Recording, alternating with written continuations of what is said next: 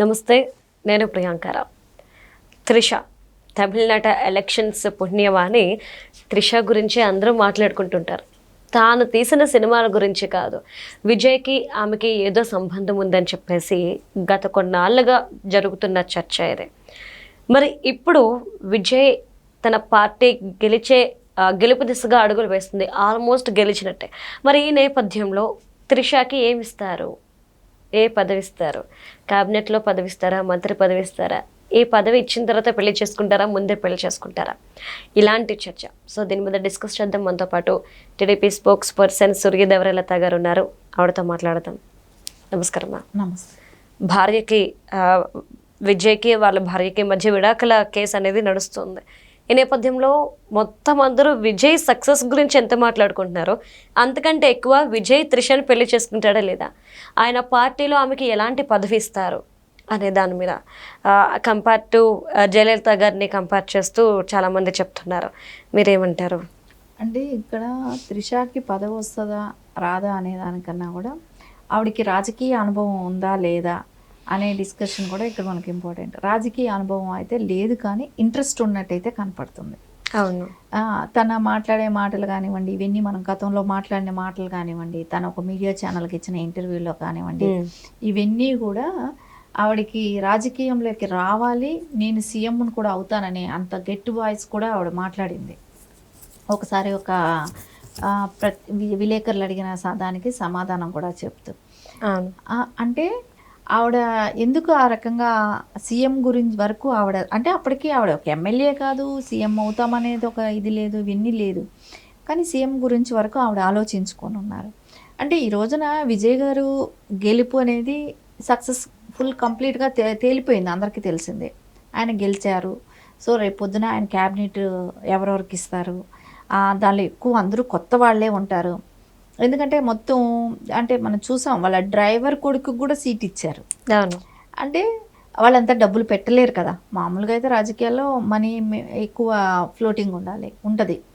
అలాంటివి వాళ్ళకు కూడా కొంచెం నమ్మి సీట్లు ఇవ్వటం కానివ్వండి, వాళ్ళు గెలుస్తారని ఒక నమ్మకం కానివ్వండి, కొంతమంది వెటకారంగా ఏం గెలుస్తారులే అనే సీటుకి కూడా వెళ్ళని వాళ్ళు కూడా ఉండొచ్చు మేబీ.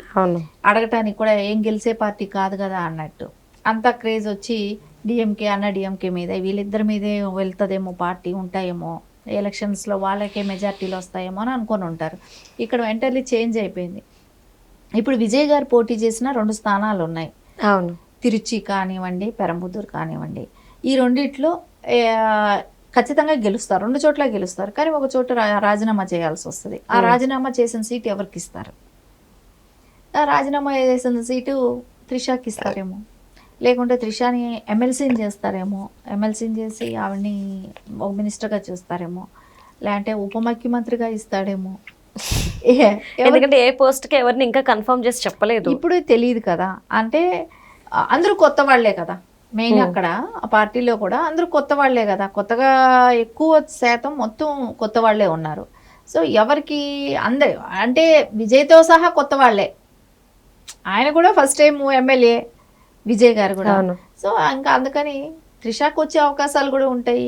అది కాకుండా వాళ్ళకి మధ్యలో ముందు నుంచి ఉన్న స్నేహమే కావచ్చు, ఇవన్నీ దృష్ట్యా ఆవిడకి రాజకీయాలు అంటే బాగా ఇంట్రెస్ట్.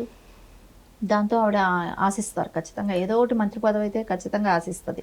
అంటే ఎప్పుడైతే గెలుపు దిశగా అడుగులు వేస్తున్నారో త్రిష విజయ్ని వెళ్ళి కలవడం, తర్వాత బయటకు రావడం, థమ్ సింబల్ చూపించడం, ఇవన్నీ చూస్తుంటే ఏ న్యూస్ చెప్పబోతున్నారు, పెళ్లి న్యూస్ ఎప్పుడు గుడ్ న్యూస్ చెప్తారు, ఇలాంటి క్వశ్చన్స్ రేజ్ అవుతున్నాయి.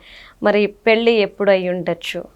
తిరుపతి వచ్చి ఈరోజు దర్శనం చేసుకోవటం, కానీ దర్శనం చేసుకున్న వెంటనే అంటే బర్త్డే కూడా ఉంది, అది కూడా కాకుండా రిజల్ట్స్ అనేది ఈ రోజున వస్తుంది కదా అని చెప్పి పొద్దున వెళ్ళి దర్శనం చేసుకొని తర్వాత చెన్నై వెళ్ళి అక్కడ నుంచి విజయ్ ఇంటికి వెళ్ళటం కానివ్వండి, విజయ్ని కలిసిన తర్వాత థమ్ సింబల్ చూపెట్టడం కానివ్వండి, ఇవన్నీ చూస్తుంటే ఇప్పుడు కుటుంబంలో అందరికీ తెలుసు త్రిషతో ఉన్న ఇది అఫైర్.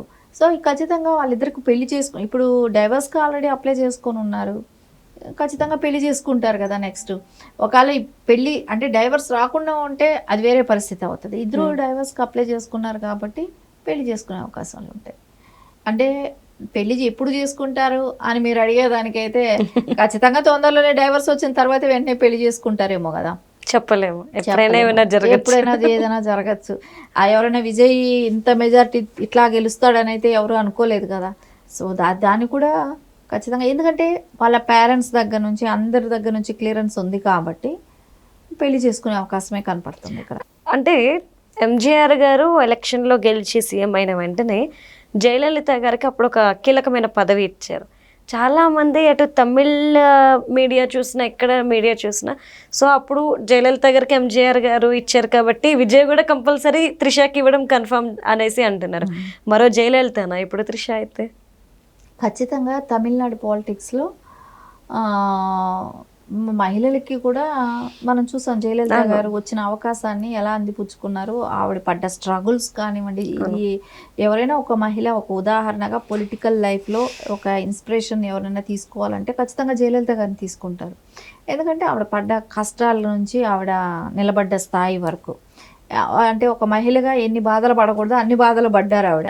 సో అది ఖచ్చితంగా ఎవరైనా సరే ఆవిడ ఇన్స్పిరేషన్గా తీసుకుంటారు. కాబట్టి ఈవిడ కూడా అలా ప్లాన్ చేస్తున్నారేమో, తప్పులేదు కదా.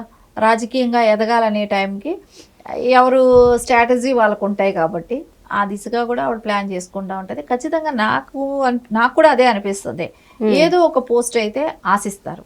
Okay, right.